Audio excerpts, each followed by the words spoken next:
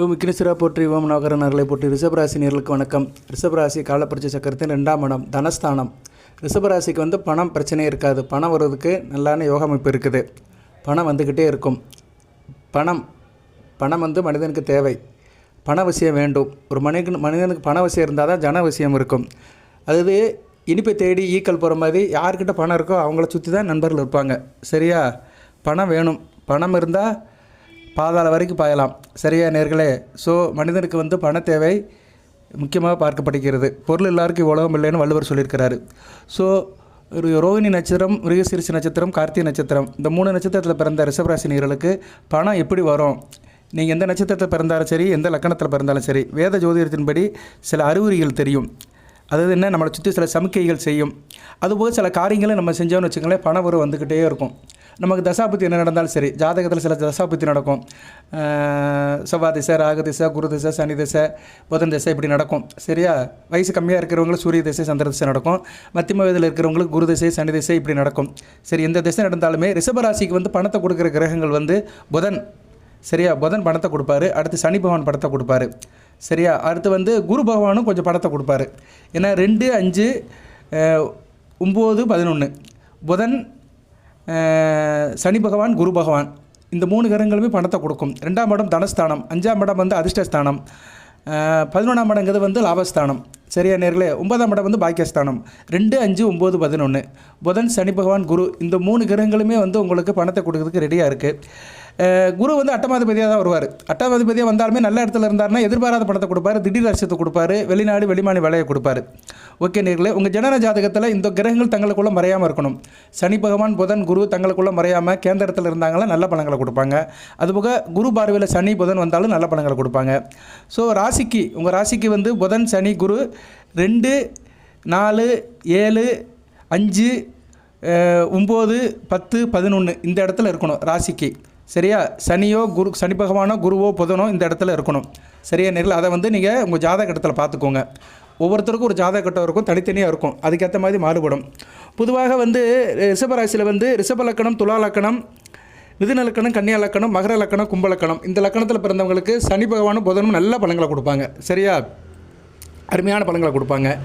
அதே மாதிரி ரிஷபராசியில் மிதுன லக்கணம், கன்னியா லக்கணம், கும்ப லக்கணம், மேச லக்கணம், விருச்சிக லக்கணம், கடக லக்கணம், சிம்ம லக்கணம், தனுசு லக்கணம், மீன லக்கணம், இந்த லக்கணத்தில் பிறந்தவங்களுக்கு 3 பேரும் நல்ல பலன்களை கொடுப்பாங்க. குருவும் சேர்த்து நல்ல பலன்கள் கொடுப்பாரு. சரியா? ஸோ உங்களுக்கு இந்த லக்கணத்தில் பிறந்தவங்களுக்கு அளப்பரிய யோகங்கள் வாழ்நாள் முழுக்க கிடச்சிக்கிட்டே இருக்கும். சரியா நேர்களே? சார், மற்ற லக்கணத்தில் பிறந்தவங்களுக்கு கிடைக்காதானே? கிடைக்கும்.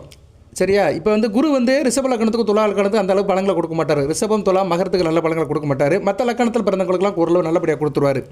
அதனால் நீங்கள் ரிஷப ராசியில் மேச லக்கணம்,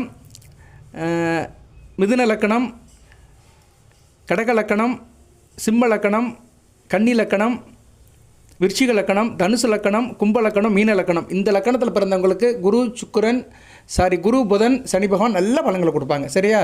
கடக சிம்ம லக்கணத்துக்கு சனி பகவான் 7 கூட 7, 8 கூட வந்தாலுமே எதிர்பாராத வருஷத்தில் நல்ல பலன்களை கொடுப்பாரு. ஓகே நீங்களே, இதை ஏன் வருஷப்படுத்துகிறேன்னா உங்களுக்கு தெரியணும். ஏன்னா வேத ஜோதிடத்தில் அந்த ராசி லக்கணம் இதன் அடிப்படையில் தான் பலன்கள் கிடைக்கும். தசாபுத்திக்கு தசாநாதரில் தான் பலன்களை நிர்ணயம் பண்ணுவாங்க. ஸோ தசாநாதரில் நீங்கள் வழிபாடு பண்ணணும்.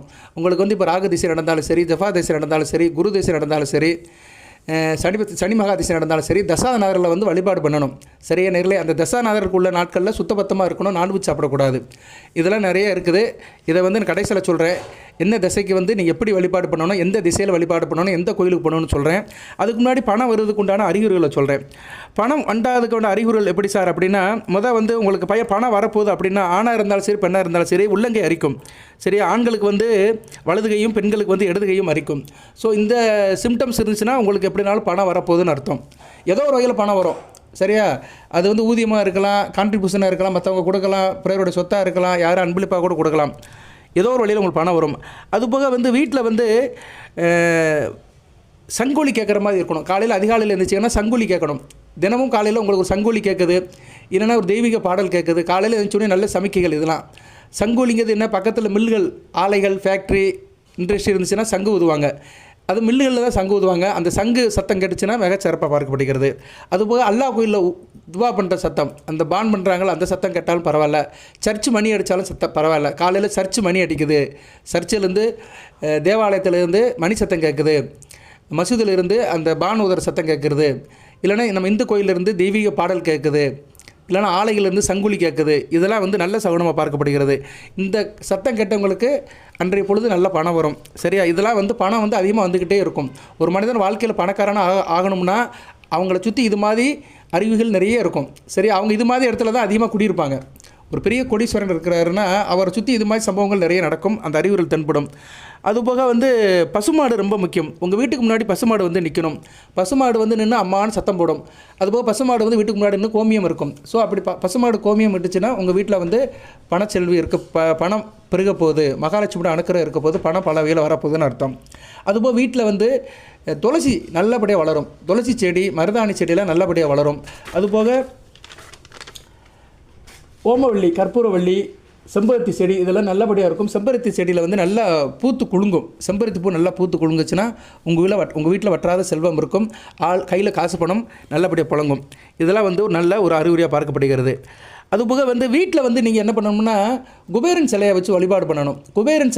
குபேரன் வந்து பெருமாளுக்கே கடன் கொடுத்தவர். ஸோ குபேர சிலையை வந்து வடக்கு பக்கம் வச்சு கும்பிடணும். குபேர சிலை எப்படி சார் வைக்கணும் அப்படின்னா ஒரு சின்ன பித்தளை கிண்ணம், சரியா, இல்லைன்னா செம்பு கிண்ணம், எவர் சில்வர் யூஸ் பண்ணக்கூடாது, பித்தாளை அல்லது செம்பு. அதில் வந்து கொஞ்சம் என்ன பண்ணணும்னா காயின்ஸ் வைக்கணும். 5 ரூபா காயின்ஸ் இருக்குது பார்த்தீங்களா, பித்தளை காயின்ஸு. அதில் வந்து ஒரு எவ்வளோ எடுக்கணும்னா 5 ரூபா காயின்ஸு 15 ரூபாய்க்கு எடுக்கணும். 3 5 ரூபா காயின்ஸு. 15ங்கிறது வந்து சுக்கரனுடைய எண்ணம் வரும். 1 + 5 6. ஸோ 6ஆம் எண்ணுங்கிறது சுக்கரனுடைய ஆதிக்கம் உள்ளது, உங்கள் ராசிநாதனுடைய ஆதிக்கம் உள்ளது. ஸோ உங்களுக்கு வந்து நல்ல ஒரு ஈர்ப்பை கொடுக்கும். அந்த பணத்தை வசியம் பண்ணுறதுக்கு நல்ல ஒரு சக்தியை கொடுக்கும் இந்த குபேர சிலை வழிபாடு. குட்டி குபேர சிலை வாங்கிக்கோங்க. சரியா? கடையில் கிடைக்கும். குட்டி குபேர சிலை வாங்கி அதுக்கு வந்து அதை வந்து பன்னீரால் துடைங்க. பன்னீரால் துடைச்சிட்டு சந்தன குங்குமம் வச்சுட்டு அதில் வந்து வாசனை மலரை போட்டுருங்க. அந்த குபேர சிலை கீழே அந்த பாத்திரம் இருக்குது பார்த்தீங்களா, சின்ன ஒரு கப்பு மாதிரி இருக்கும், பித்தளையில் வாங்கிக்கோங்க. ஒரு பவுல் மாதிரி இருக்கும். அதில் என்ன பண்ணுறீங்கன்னா அந்த பவுலில் வந்து என்ன பண்ணுறீங்கன்னா கொஞ்சம் பச்சை கற்பூரத்தை போட்டுருங்க. கொஞ்சம் போல் 10 ரூபாய்க்கு வாங்கினீங்கன்னா கொஞ்சம் போல் கற்பூரம் உள்ள மாதிரி 4 கொடுப்பாங்க. அதை போட்டுருங்க. அதுக்கு காற்றுல எவாப்பரேட் ஆகட்டும், வேணாம் சொல்லலை. அந்த பச்சை கற்பூரத்தை அந்த பவுலில் போட்டுட்டு அதுக்கு மேலே அந்த 3 காயின்ஸை வச்சுருங்க. சரியா? 5 ரூபா காயின்ஸை வச்சுருங்க. காயின்ஸ் மேலே சந்தன குங்குமம் வச்சுருங்க. வச்சுட்டு பெர்மனெண்ட்டாக அப்படியே வச்சுருங்க. அதுக்கு மேலே குபேர சிலை வச்சுருங்க. சரியா? ஈஸியான வேலை. ஒரு 15 20 ரூபாவில் முடிஞ்சு போயிடும். பச்சை கற்பூரம் ஒரு 10 ரூபா, 3 5 ரூபா காயின்ஸு, பித்தளை 5 ரூபா காயின்ஸு நம்ம வீட்டிலே இருக்கும். சரியா? அதை வச்சுட்டிங்கன்னா அதுக்கு மேலே குபேர சிலை வச்சுட்டிங்கன்னா பணம் வற்றாத பணம் இருக்கும். வீட்டில் பணம் இருந்துக்கிட்டே இருக்கும். பேங்கில் பணம், வீட்டில் பீரோவில் பணம் இருந்துக்கிட்டே இருக்கும். சேஃப்டி லாக்கரில் பணம் இருந்துக்கிட்டே இருக்கும்.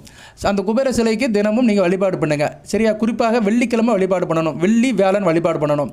குபேரனுக்கு ஏற்ற நாள் வந்து வெள்ளி வியாழன். வியாழன் வந்து குருவுக்கு, வெள்ளி வந்து சுக்கிரனுக்கு. ஸோ 2 பேருக்குமே வந்து ஒரு உந்துதல் சக்தியாக இருக்கிறவர் வந்து குபேரன் தான். வேலைக்கிழமை இரவு 8 அவர் சின்ன நமஸ்காரம் பண்ணிடுங்க. அதேமாதிரி வெள்ளிக்கிழமை இரவு 8 சின்ன நமஸ்காரம் பண்ணிடுங்க. ஸோ இந்த குபேர வழிபாடு வந்து உங்களுக்கு வந்து வற்றாத பணப்புழக்கத்தை கொடுக்கும். சரியா? நீங்கள் பணக்காரர் ஆகிறதுக்கு இது ஒரு சின்ன வழிபாடு. அதே மாதிரி நேர்களே, வீட்டில் என்ன பண்ணுறீங்கன்னா நைட்டில், தாய்மார்களுக்கு சொல்கிறேன், நைட்டில் என்ன பண்ணுறீங்கன்னா நம்ம ஸ்டவ் இருக்குது பார்த்தீங்களா, ஸ்டவ்வை வந்து என்ன பண்ணி சுத்தம் பண்ணிடுங்க. பர்னர் எல்லாத்தையும் சுத்தம் பண்ணிவிட்டு அதுக்கு மேலே என்ன பண்ணுறீங்கன்னா வெறுமனே அப்படியே விட்டுறாதீங்க. பித்தளை பாத்திரம் இருக்கும்.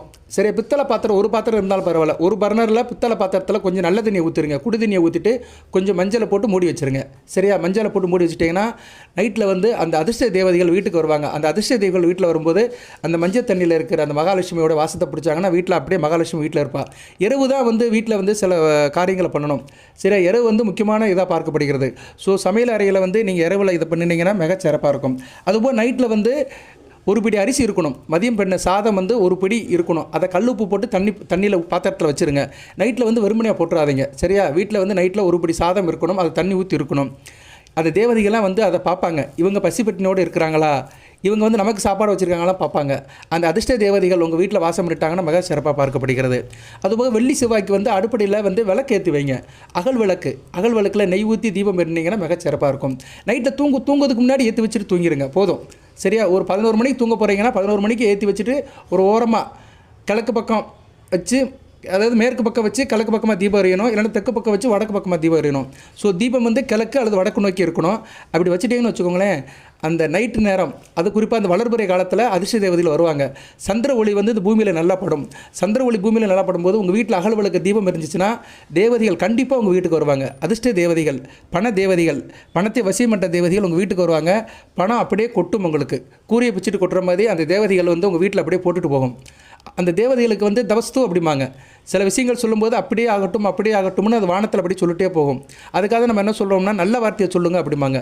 நல்ல வார்த்தையை சொல்லணும். நீ நல்லா இரு அப்படின்னு சொல்லணும். பணம் இப்போ நம்மக்கிட்ட இல்லைன்னா அப்புறம் பார்க்குறேன் அப்புறம் தரேன் அப்படின்னு சொல்லணும். இல்லைன்னு சொல்லக்கூடாது. அப்போ அந்த தேவதை என்ன சொல்லணுமா, அப்படியே ஆகட்டும்னு சொல்லிடும். அப்படியே ஆகட்டும்னா நம்மக்கிட்ட பணம் இல்லாமல் போயிடும்.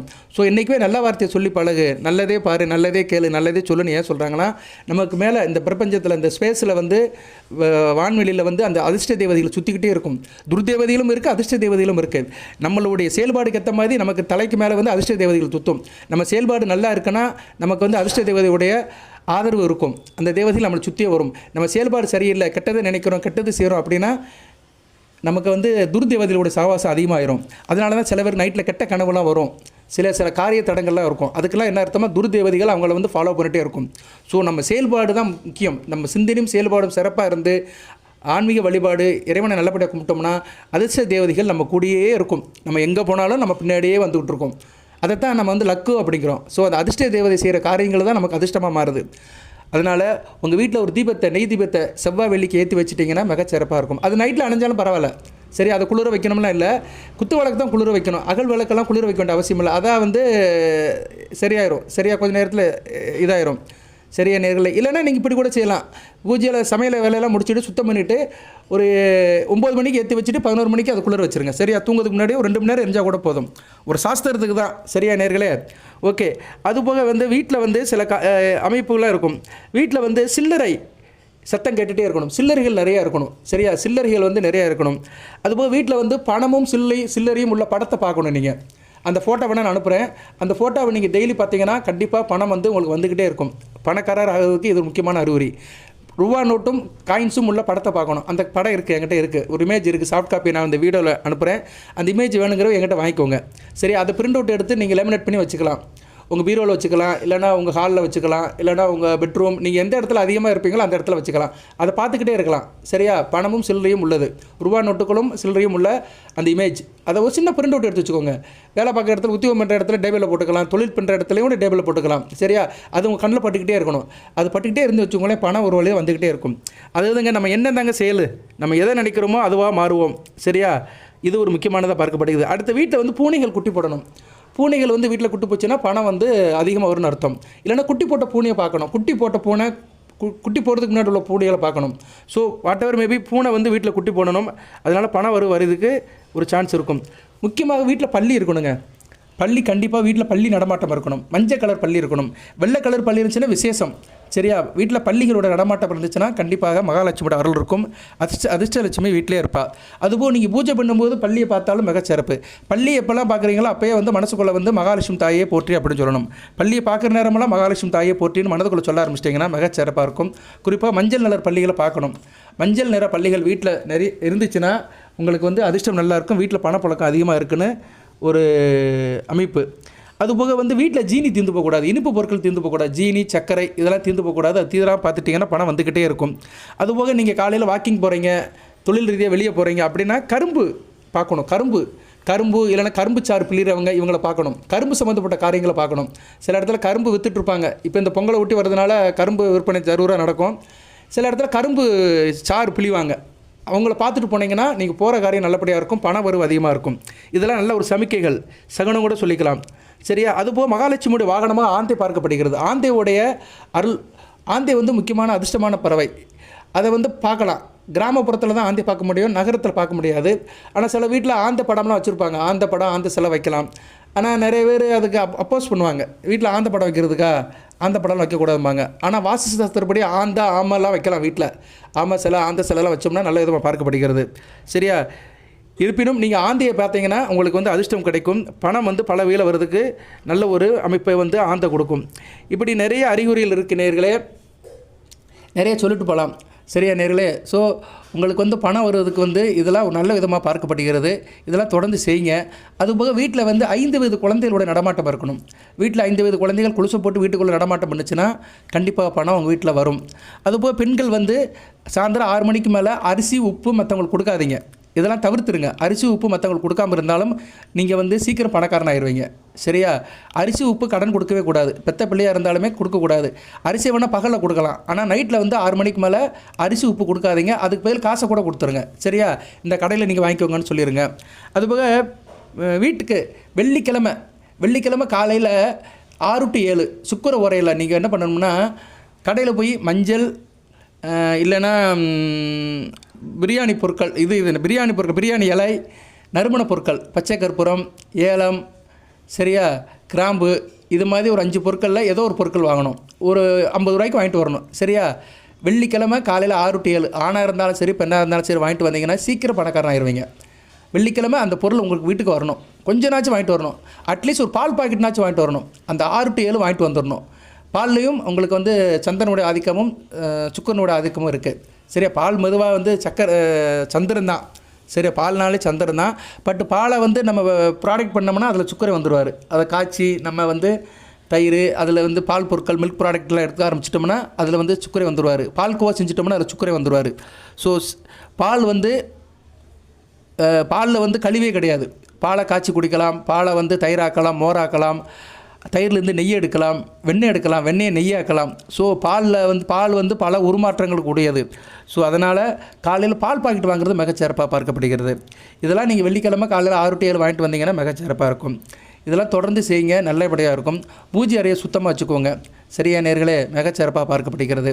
இன்னும் நிறைய அறிகுறிகளாக இருக்குது. உங்களை சுற்றி நடக்கணும்னா நிறைய அறிகுறிகளாக இருக்குது. அதை நீங்கள் பார்த்துக்கோங்க. அதுபோக வந்து உங்கள் வீட்டுக்கு அடிக்குற கோயில் பிரசாதம் வருதுச்சுன்னா தெய்வத்தோட அனுக்கிரகம் இருக்குது. சீக்கிரம் பணக்காராயிருவாங்க.